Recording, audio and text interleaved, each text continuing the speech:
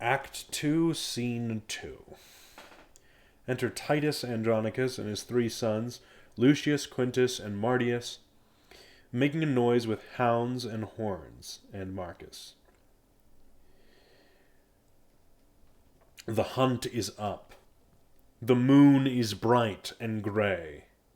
The fields are fragrant and the woods are green. Uncouple here, and let us make a bay, and wake the emperor and his lovely bride, and rouse the prince, and ring a hunter's peal, that all the court may echo with the noise. Sons, let it be your charge, as it is ours, to attend the emperor's person carefully. I have been troubled in my sleep this night, but dawning day new comfort have inspired. Hear a cry of hounds and wind horns in a peal. Then enter Saturninus, Tamora, Bassianus, Lavinia, Chiron, Demetrius, and their attendants. Many good morrow to your majesty. Madame, to you as many and as good, I promised your grace a hunter's peal. You have rung it lustily, my lords, somewhat too early for new married ladies.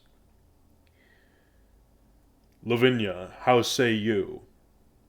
I say no. I have been broad awake 2 hours and more. Come on, then, horse and chariots let us have, and to our sport. To Tamora. Madame, now shall ye see our Roman hunting. I have dogs, my lord, will rouse the proudest panther in the chase, and climb the highest promontory top. And I have horse will follow where the game makes way and runs like swallows o'er the plain. Chiron, we hunt not, we with horse nor hound, but hope to pluck a dainty doe to ground. Act 2, Scene 3. Enter Aaron alone with bag of gold. He that had wit would think that I had none, to bury so much gold under a tree, and never after to inherit it.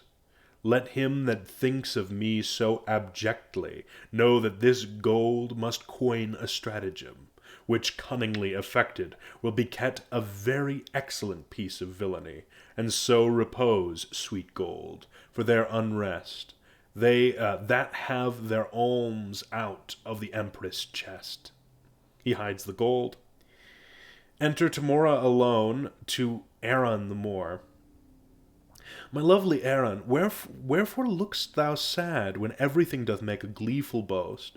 The birds chant melody on every bush, the snake lies rolled in the cheerful sun, the green leaves quiver with the cooling wind, and make a checkered shadow on the ground.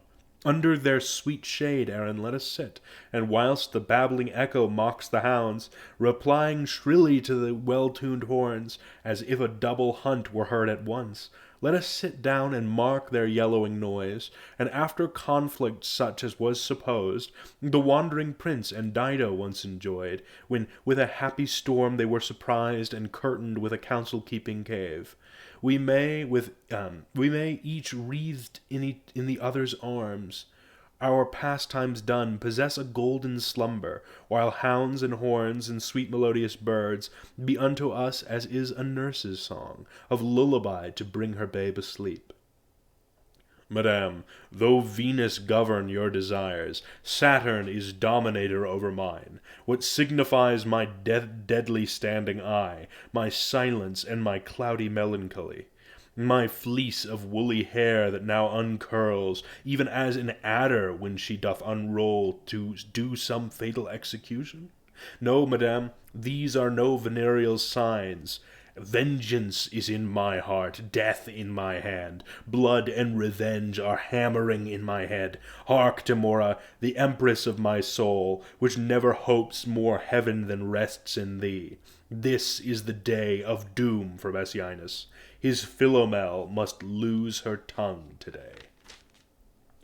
Thy sons make pillage of her chastity, and wash their hands in Bassianus' blood. Seest thou this letter? Take it up, I pray thee, and give the king this fatal plotted scroll. Now question me no more. Enter Bassianus and Lavinia. We are espied. Here comes a parcel of our hopeful booty, which dreads not yet their lives' destruction. Ah, my sweet Moor, sweeter to me than life. No more, great Empress, Bassianus comes. Be cross with him, and I'll go fetch thy sons, to back thy quarrels, whatsoe'er they be. Who have we here? Rome's royal empress, unfurnished of her well-beseeming troop. Or is it Dian, habited like her, who hath abandoned her holy groves to see the general hunting in this forest?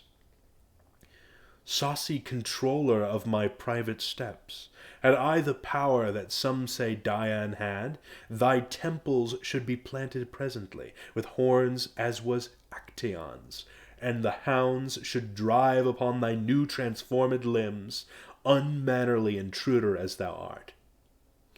Under your patience, gentle Empress, 'tis thought you have a goodly gift in horning, and to be doubted that your Moor and you are singled forth to try thy experiments. Jove shield your husband from his hounds today. 'Tis pity they should take him for a stag. Believe me, Queen, your swarthy Cimmerian doth make your honor of his body's hue, spotted, detested, and abominable. Why are you sequestered from all your train, dismounted from your snow-white goodly steed, and wandered hither to an obscure plot, accompanied but with a barbarous Moor, if foul desire had not conducted you? And being intercepted in your sport, great reason that my noble lord be rated for sauciness. To Bassianus, I pray you, let us hence, and let her joy her raven-colored love. This valley fits the purpose passing well. The king, my brother, shall have notice of this. I, for these slips, have made him noted long, good king, to be so mightily abused. Why, I have patience to endure all this. Enter Chiron and Demetrius. How now, dear sovereign, and our gracious mother? Why doth your highness look so pale and wan? Have I not reason, think you, to look pale? These two have ticed me hither to this place. A barren, detested vale you see it is. The trees, though summer, yet forlorn and lean, overcome with moss and baleful mistletoe, have never here never shines the sun.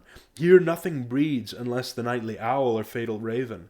And when they showed me this abhorred pit, they told me here at dead time of the night 1,000 fiends, 1,000 hissing snakes, 10,000 swelling toads, as many urchins, would make such fearful and confused cries, as any mortal body hearing it, should straight fall mad, or else die suddenly.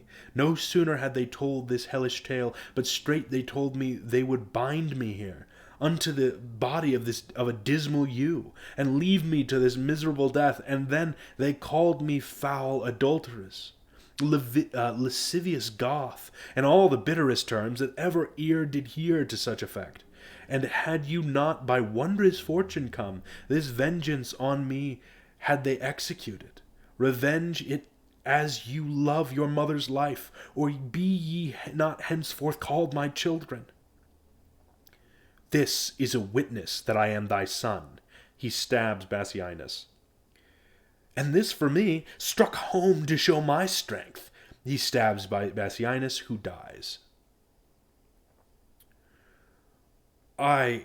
Come, Semiramis, nay, barbarous Timora, for no name fits thy nature but thy own. Give me the poniard. That you shall know, my boys, your mother's hand shall right your mother's wrong. Stay here, stay, madame. Here is more belongs to her. First thrash the corn, then after burn the straw. This minion stood upon her chastity, upon her nuptial vow, her loyalty, and with that painted hope braves your mightiness. And shall she carry this unto her grave? And if she do, I would I were a eunuch, drag hence her husband to some secret hole, and make his dead trunk pillow to our lust.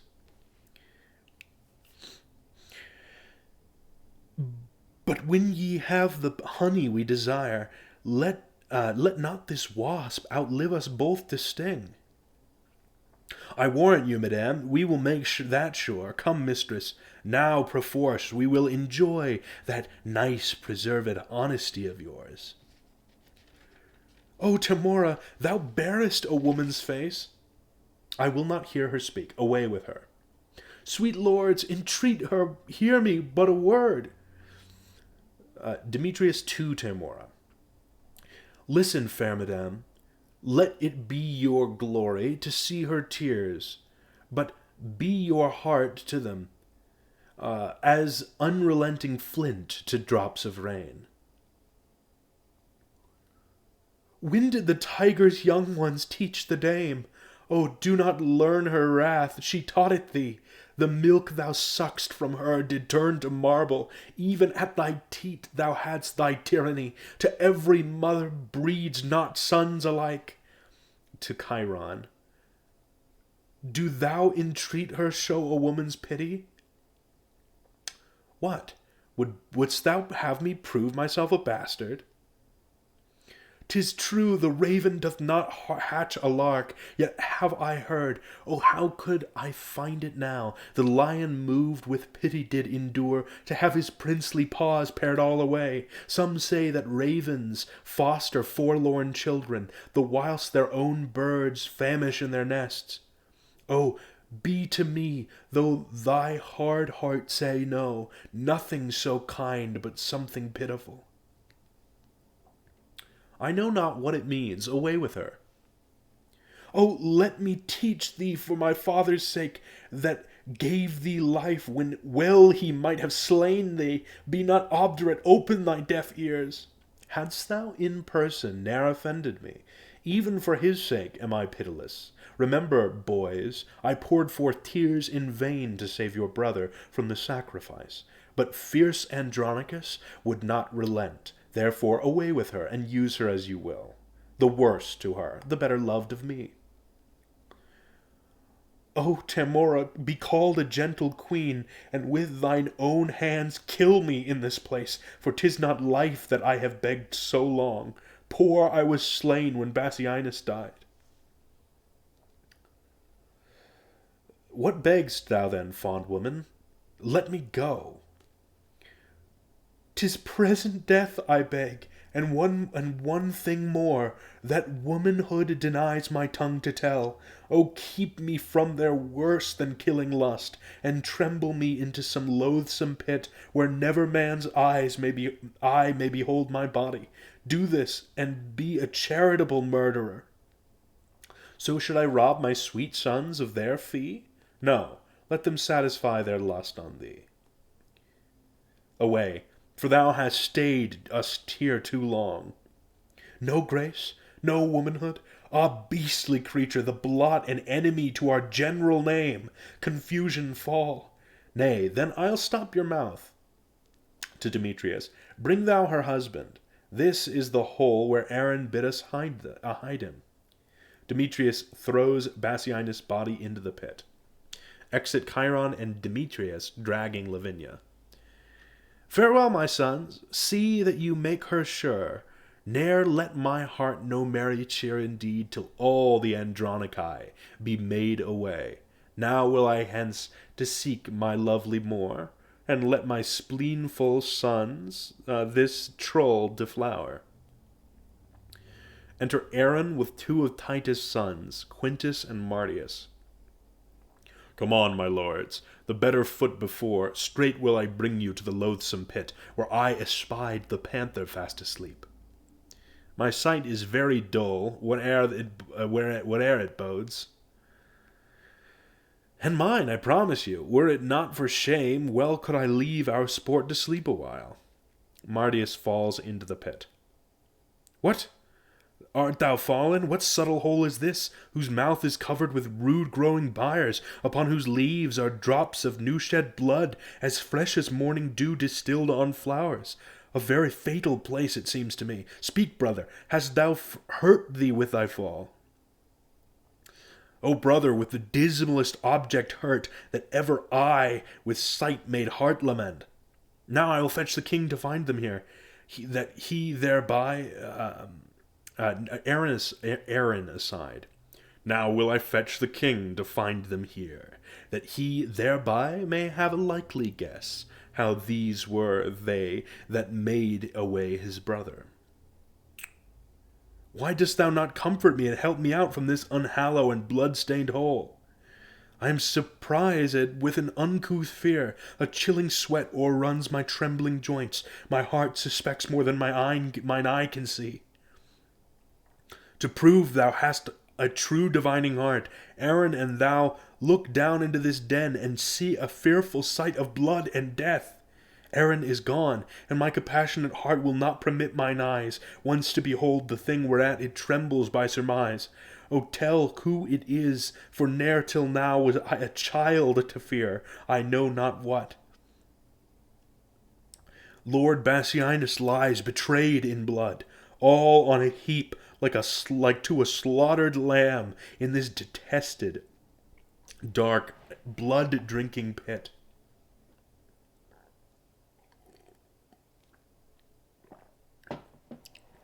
If it be dark, how dost thou know 'tis he? Upon his bloody finger he doth wear a precious ring that lightens all this whole, which like a taper in some monument doth shine upon the dead man's earthy cheeks, and shows the ragged entrails of this pit. So pale did shine the moon on Pyramus, when he by night lay bathed in maiden blood.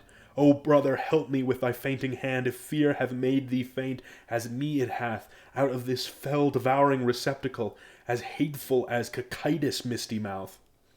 Reach me thy hand, that I may help thee out, or wanting strength to do thee so much good, I may be plucked into the swallowing womb of this deep pit. Poor Bassianus' grave, I have no strength to pluck thee from the brink. Nor I no strength to climb without thy help.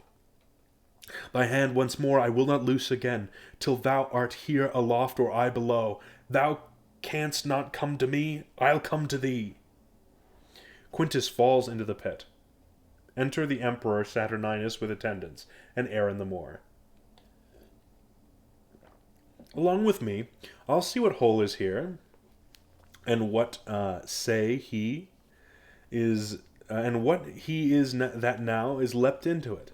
Say, who art thou that lately didst descend into this gaping hollow of the earth? The unhappy sons of old Andronicus, brought hither in a most unlikely hour to find thy brother Bassianus dead. My brother dead? I know thou dost but jest. He and his lady both are at the lodge, upon the north side of this pleasant chase. 'Tis not an hour since I left them there. We know not where you left them all alive, but out, alas, here we have found him dead. Enter Tamora, Titus Andronicus, and Lucius. Where is my lord the king? Here, Tamora, though grieved with killing grief. Where is thy brother Bassianus? Now to the bottom dost thou search my wound. Poor Bassianus here lies murdered. Then all too late I bring this fatal writ, the complot of this timeless tragedy, and wonder greatly that man's face can fold in pleasing smiles such murderous tyranny. She giveth Saturninus a letter. And if we miss to meet him handsomely, sweet huntsman, Bassianus, till we mean, do thou so much as dig the grave for him. Thou knowest our meaning. Look for thy reward among the nettles at the elder tree, which o'ershades the mouth of that same pit, where we decreed to bury Bassianus. Do this, and purchase us thy lasting friends. O Tamora, was ever heard the like? This is the pit, and this the elder tree. Look, sirs, if you can find the huntsman out that should have murdered Bassianus here. My gracious lord, here is the bag of gold.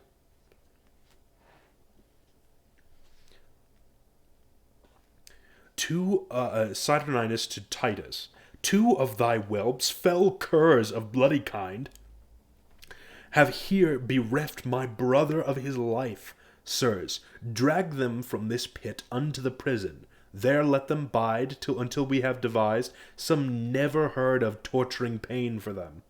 Attendants drag Quintus and Martius and Bassianus' body from the pit. What are they in this pit? O wondrous thing! How easily murder is discovered. Titus kneeling. High Emperor, upon my feeble knee, I beg this boon with tears not lightly shed, that this fell fault of my accursed sons, accursed if the faults be proved in them. If it be proved, you see it is apparent. Who found this letter? Tamora, was it you?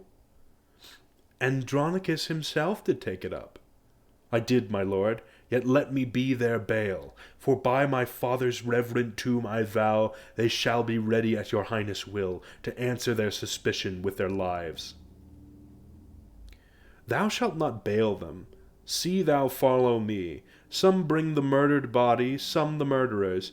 Let them not speak a word, the guilt is plain. For by my soul, were there worse end than death, that end upon them should be executed.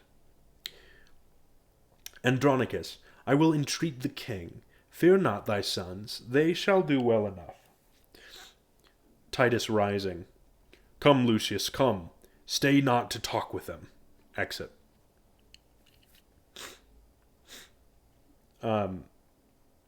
Act 2, Scene 4.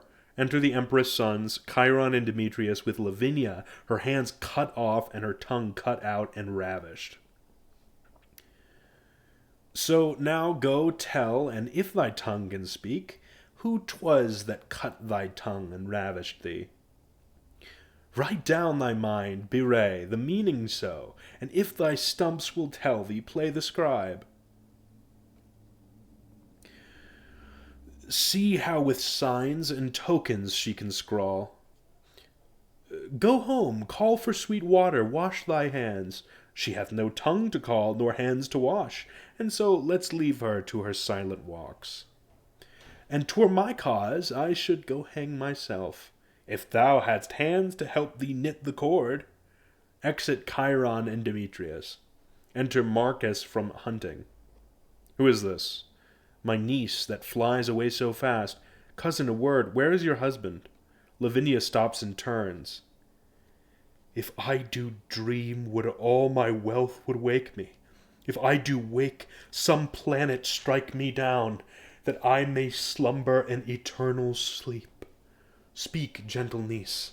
What stern, ungentle hands hath lopped and hewed and made thy body bare of her two branches?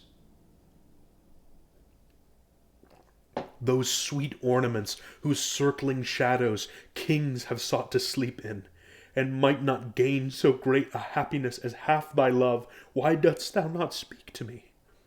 Alas, a crimson river of warm blood, like to a bubbling fountain stirred with wine, doth rise and fall between thy rosed lips, coming and going with thy honey breath. But sure some Tereus hath deflowered thee, and lest thou shouldst detect him, cut thy tongue, and now thou turnst away thy face for shame, and notwithstanding all this loss of blood, as from a conduit with 3 issuing spouts, yet do thy cheeks look red as Titan's face, blushing to be encountered with a cloud. Shall I speak for thee? Shall I say 'tis so? Oh, that I knew thy heart and knew the best, that I might rail at him to ease my mind. Sorrow concealed, like an oven stopped, doth burn the heart to cinders where it is. Fair Philomela, why she but lost her tongue, and in a tedious sampler sowed her mind. But, lovely niece, that mean is cut from thee. A craftier Tereus, cousin, hast thou met, and he hath cut those pretty fingers off that could have better sewed than Philomel. Oh, had the monster seen those lily hands tremble like aspen leaves upon a lute, and make the silken strings delight to kiss them. He would not then have touched them for his life, or had he heard the heavenly harmony which that sweet tongue hath made, he would have dropped his knife and fell asleep as Cerberus at the Thracian poet's feet. Come, let us go and make thy father blind, for such a sight will blind a father's eye. 1 hour's storm will drown the fragrant meads. What will whole months of tears thy father's eyes? Do not draw back, for we will mourn with thee. Oh, could our mourning ease thy misery. Exit.